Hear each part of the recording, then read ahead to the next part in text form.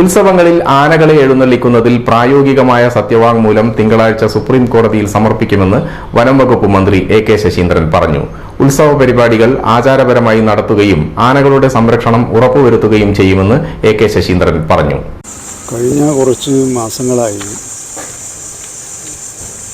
ഉത്സവവുമായി ബന്ധപ്പെട്ട് ആനകൾ ഇടയുകയും ചില അനിഷ്ട സംഭവങ്ങൾ ഉണ്ടാവുകയും ചെയ്തിരുന്നു. ആ സാഹചര്യത്തിൽ നമ്മുടെ സംസ്ഥാനത്തെ ആനപ്രേമികളുടെ വിവിധ സംഘടനകൾ ബഹുമാനപ്പെട്ട സുപ്രീം കോടതിയിൽ പരാതി നൽകിയിരുന്നു. അതിൻ്റെ അടിസ്ഥാനത്തിൽ സുപ്രീം കോടതി ഈ വിഷയത്തിൽ സർക്കാർ സ്വീകരിച്ച നടപടികൾ സംബന്ധിച്ച സത്യവാങ്മൂലം സമർപ്പിക്കണമെന്നും അത് സംബന്ധിച്ച് കൊടുത്ത നിർദ്ദേശങ്ങളുടെ പകർപ്പ് ഹാജരാക്കണമെന്നും ആവശ്യപ്പെടുകയുണ്ടായി. ആ പശ്ചാത്തലത്തിൽ പെട്ടെന്ന് തയ്യാറാക്കിയ ഒരു അഫിഡവിറ്റും നിർദ്ദേശങ്ങളുമാണ് ബഹുമാനപ്പെട്ട കോടതിയുടെ മുമ്പാകെ സമർപ്പിച്ചിട്ടുള്ളത്.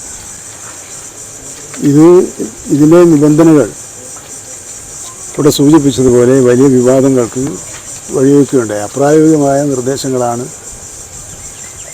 എന്നാണ് ആക്ഷേപമുണ്ടായിട്ടുള്ളത്. അതിൽ ഉദാഹരണത്തിന് ഒരാനയും മറ്റൊരാനയും തമ്മിലുള്ള അകലം 50 മീറ്റർ വേണമെന്നാണ്. അപ്പോൾ തൃശ്ശൂർ പൂരം പോലുള്ള ഉത്സവങ്ങൾക്ക് അത് പ്രായോഗികമല്ല. 1-2 ആനകളെ ഉപയോഗിച്ച് ചെയ്യുന്ന ഉത്സവങ്ങൾക്ക് ചിലപ്പോൾ അത് പ്രായോഗിക. അതുകൊണ്ട് ഒരു പുതിയ അഫിഡവിറ്റ്